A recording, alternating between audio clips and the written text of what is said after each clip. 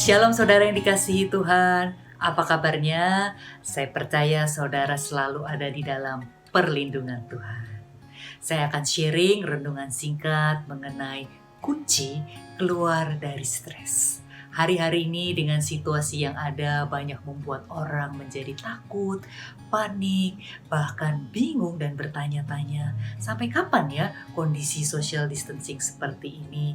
Bahkan jika kondisi ini sudah berdampak sampai dengan ke pekerjaan kita, bisnis, bahkan hubungan kita satu sama lain, membuat kita menjadi semakin takut dan bahkan stres.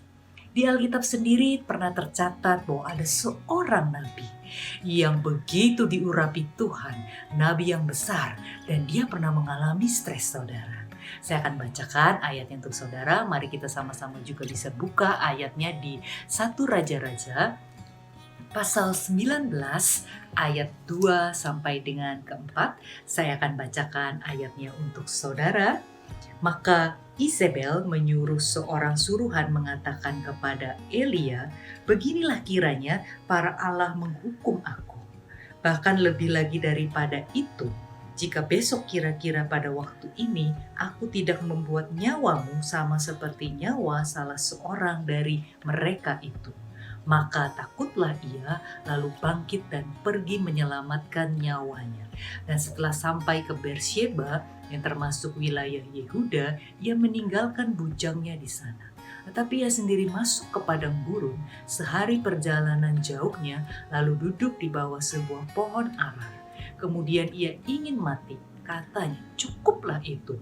Sekarang ya Tuhan, ambillah nyawaku, sebab aku ini tidak lebih baik daripada nenek moyangku." Nah, kalau kita baca di kisah 1 Raja-Raja ini, Elia begitu takut dan bahkan stres ketika mendengar suruhan dari Ratu Isabel yang ingin membunuh dia. Dan dia langsung lari begitu jauh berjalan hingga ke Beersheba di padang gurun Beersheba. Dan kalau saudara perhatikan di pasal sebelumnya, itu di pasal 18 di ayat yang terakhir, ayat 46, di situ tercatat bahwa Elia dengan kekuasaan Tuhan, Tuhan membawa Elia ke Yisrael. Yisrael adalah tempat di mana Ratu Isabel dan juga Raja Ahab tinggal di sana. Dan ketika dia begitu takut dan stres, dia berjalan, mungkin bahkan berlari begitu jauh sampai ke Beersheba. Kenapa saya katakan begitu jauh, saudara? Kalau Anda perhatikan di peta Alkitab, ya peta wilayah Israel, saudara bisa lihat di bagian belakang Alkitab Anda, saudara bisa lihat bahwa Yisrael itu adalah tempatnya adalah hampir di utara Israel. Sementara Beersheba itu adalah hampir di selatan wilayah peta Israel. Bayangkan, Elia berjalan begitu jauh, melarikan diri dari hadapan Tuhan. Dari apa yang Tuhan mau dalam hidupnya, dari apa yang Tuhan panggil bagi hidup Elia ketika Tuhan membawa dengan kekuasaannya ke Yisrael. Elia karena takut dan stres, dia begitu lari begitu jauh dari hadapan Tuhan, menuju Beersheba dan masuk ke padang gurun. Bukankah kalau kita sedang stres dan takut, kadang-kadang bisa membuat kita melarikan diri dari hadapan Tuhan? Mungkin saudara berkata, saya masih setiap minggu ikut ibadah online, ikut PPW online. Tetapi kalau situasi yang ada ini adalah membuat kita menjadi ragu akan kuasa Tuhan. Bertanya-tanya, di mana ya pertolongan Tuhan? Bahkan iman kita menjadi ciut dan kita mulai meragukan kuasa Tuhan. Bukankah itu berarti kita sedang melarikan diri dari hadapan Tuhan? Tapi menariknya, kisah ini kalau tadi yang saya bacakan untuk saudara di ayat berikutnya, di tengah Elia begitu takut dan stres di padang gurun Beersheba dan dia tertidur di bawah pohon arar, malaikat Tuhan membangunkan dia. Dan Tuhan memberi makan kepada Elia, yaitu dengan ada roti bakar dan juga air di dalam kendi. Bahkan malaikat Tuhan membangunkan dia sampai 2 kali untuk dia makan dan minum. Dan ini berbicara di tengah situasi yang ada seperti ini, buat kita anak Tuhan yang percaya sungguh-sungguh akan penyertaan Tuhan, kita akan mendapatkan makanan dan minum yang secukupnya. Itu adalah pemeliharaan Tuhan yang pasti untuk setiap kita. Tapi Tuhan mau untuk kita tidak hanya puas sampai di sini saudara, dengan makan dan minum yang secukupnya yang Tuhan berikan. Tidak salah memang kita bersyukur akan pemeliharaan Tuhan, akan makan dan minuman secukupnya yang Tuhan berikan. Tapi kalau saudara baca di ayat berikutnya, ada suatu misi, ada suatu panggilan yang Tuhan mau untuk dikerjakan dalam hidup Elia, termasuk juga dalam hidup setiap kita, dengan Tuhan memberikan makan dan minum yang secukupnya ini. Ini menjadi suatu sumber daya, menjadi suatu tenaga untuk Elia. Di ayat berikutnya adalah dia naik, berjalan selama 40 hari 40 malam, naik ke Gunung Horeb, gunung Tuhan.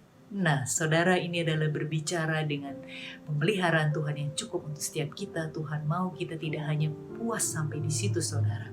Tapi mari kita mau naik ke gunung Tuhan. Kita mau cari wajah Tuhan lebih lagi di dalam jam-jam doa kita, di dalam pujian dan penyembahan.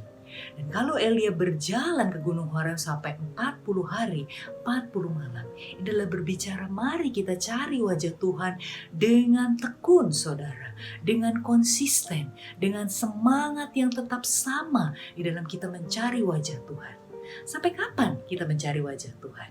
Kalau saudara perhatikan di ayat berikutnya, di kisah Elia ini adalah sangat menarik. Ya, ketika Elia sudah naik ke Gunung Horeb, Tuhan menunjukkan perkara yang luar biasa kepada Elia. Tapi ketika saya perhatikan, ketika Elia ini sudah naik ke Gunung Horeb, dia masuk ke dalam gua, saudara. Gua adalah berbicara, seringkali mungkin ketika kita sudah berdoa, memuji, menyembah Tuhan, tapi secara manusiawi, ya, kita memiliki emosi, memiliki jiwa dan pikiran kita mungkin masih khawatir, saudara. Kita mungkin masih stres dengan situasi yang ada, masih bingung, ya. Tapi Tuhan yang kita sembah adalah Tuhan yang luar biasa. Ketika Elia berada di dalam gua, Tuhan menantang Elia untuk keluar dari dalam gua tersebut. Dan ketika Elia sudah keluar, Tuhan menunjukkan perkara yang luar biasa. Tuhan menunjukkan suatu atraksi yang begitu hebat untuk satu orang yang bernama Nabi Elia. Tuhan membuat 3 atraksi yang luar biasa, saudara. Pertama adalah di hadapan Elia, Tuhan membuat ada angin yang begitu besar, dan anginnya ini sampai bisa membelah gunung dan bukit. Wow, luar biasa sekali. Dan yang kedua adalah Tuhan membuat gempa bumi. Wow, ya, untuk satu orang yang bernama Nabi Elia ini. Dan yang ketiga adalah Tuhan menunjukkan ada api yang dari Tuhan di hadapan Elia. Saya yakin Tuhan bukan tanpa maksud ketika menunjukkan atraksi yang begitu luar biasa ini di hadapan Elia di Gunung Horeb. Tapi di sini adalah Tuhan mau menunjukkan kebesaran, kemahakuasaannya dan keperkasaannya di hadapan Elia. Sehingga Elia yang ketika itu sedang takut, bahkan stres, fokus dia bisa berubah. Dia bisa melihat bahwa Tuhan yang dia sembah adalah Tuhan yang maha dahsyat dan maha perkasa. Nah, saudara, mari kita cari wajah Tuhan. Mari kita sembah Tuhan lebih lagi di dalam jam-jam doa kita. Sampai hati kita berubah. Sampai fokus kita, mata kita tidak lagi melihat ketakutan dan stres kita. Tapi kita bisa melihat keperkasaan dan kedahsyatan Tuhan yang kita sembah. Dan saya yakin juga bukan perkara yang mustahil. Ketika saudara sungguh-sungguh mencari Tuhan, Tuhan memberikan mujizat yang luar biasa. Seperti Tuhan tunjukkan kepada Elia. Tapi mujizat yang paling besar adalah ketika hati kita berubah. Ketika fokus kita tidak lagi kepada masalah, kepada ketakutan, stres kita, tapi adalah kebesaran, kemahadahsyatan Tuhan yang kita sembah. Dan kisah ini tidak berakhir sampai di sini, saudara. Kalau saudara baca di ayat berikutnya, ketika Elia sudah melihat kemahakuasaan dan kebesaran Tuhan, dia keluar dari gua. Fokusnya tidak lagi kepada ketakutan dan stresnya. Tuhan memberikan tuntunannya. Tuhan memberikan secara spesifik apa yang perlu Elia lakukan. Dan bahkan Tuhan juga memberitahukan bahwa dia tidak perlu takut dan stres. Dia mungkin selama ini merasa sendiri, dikejar-kejar Ratu Izebel. Semua orang menyembah Baal di Israel. Tapi ternyata Tuhan masih menyisakan, masih ada 7.000 orang di Israel yang tidak menyembah Baal. Dan sini bicara Tuhan menguatkan iman Elia. Tuhan memberikan tuntunan yang secara spesifik. Apa yang perlu Elia lakukan? Saudara, ketika fokus kita mata kita tidak lagi tertuju kepada hal-hal yang membuat kita takut dan stres. Saya percaya Tuhan akan memberikan tuntunannya buat hidup saudara. Tuhan akan berbicara dan memberikan hikmat secara spesifik dalam hidup saudara. Apa yang saudara perlu lakukan di tengah situasi yang ada saat ini? Saya juga teringat saudara dengan pesan dari gembala pembina kita bahwa hari-hari ini kita perlu untuk mendengarkan suara Tuhan. Kita mendengarkan apa yang menjadi tuntunan Tuhan buat setiap pribadi kita. Dan saya percaya ketika fokus kita melihat kebesaran dan kedahsyatan Tuhan, Tuhan akan menunjukkan tuntunannya. Tuhan akan memberikan hikmat apa yang perlu kita lakukan hari-hari ini. Saudara, saya ingat akan satu ayat di dalam kitab Mazmur, yaitu di dalam Mazmur 32, ya, di ayatnya yang ke-8. Mazmur 32 ini adalah ditulis sendiri oleh Daud, ya. Di ayat ke-8 saya akan bacakan untuk saudara.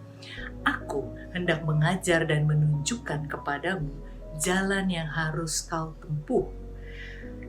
Aku hendak memberi nasihat, mataku tertuju padamu. Nah saudara, dari ayat ini saya diingatkan untuk hari-hari ini ternyata adalah mata Tuhan sungguh-sungguh tertuju kepada setiap daripada kita. Bahkan Tuhan hendak mengajar, menunjukkan jalannya yang harus kita tempuh. Bahkan Tuhan akan memberikan nasihatnya untuk setiap daripada kita.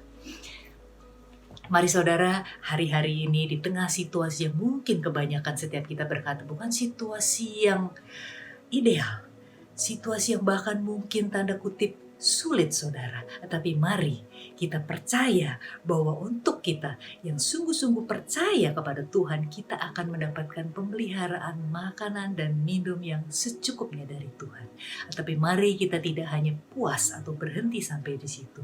Ada misi yang Tuhan mau dengan sumber daya yang Tuhan berikan ini, yaitu Tuhan mau untuk kita naik ke gunung Tuhan, cari wajah Tuhan dengan tekun, dengan konsisten. Sampai kapan? Sampai fokus hati kita bisa melihat kebesaran dan kemahakuasaan Tuhan.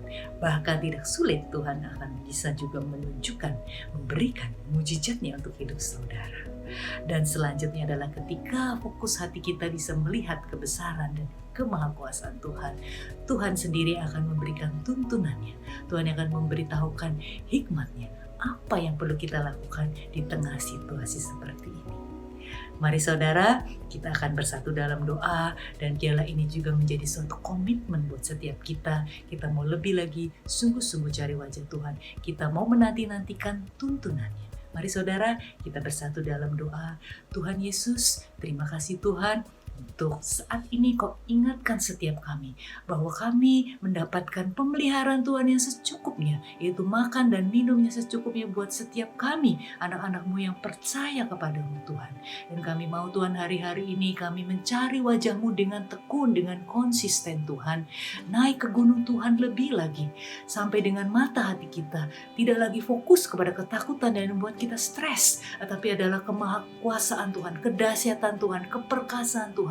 Bahkan tidak ada yang mustahil bagimu Tuhan, untuk Engkau menolong kami, untuk Engkau membuat mujizat-Mu bagi setiap kami. Tapi biarlah ketika mata hati kami berubah Tuhan, kami melihat kebesaran-Mu Tuhan, iman kami semakin dikuatkan. Tuhan, biarlah kami mau Tuhan untuk mendengarkan tuntunan-Mu, untuk Kau memberikan hikmat buat setiap kami. Apa yang perlu kami lakukan hari-hari ini? Dan biarlah kami memiliki hati yang taat Tuhan, untuk kami mau taat di dalam tuntunan-Mu ya Tuhan. Terima kasih ya Tuhan, kami percaya untuk setiap anak-anak-Mu ada penyertaan dan pemeliharaan Tuhan yang sempurna. Terima kasih Bapa, terima kasih Tuhan Yesus, hanya di dalam nama-Mu kami sudah berdoa. Amin.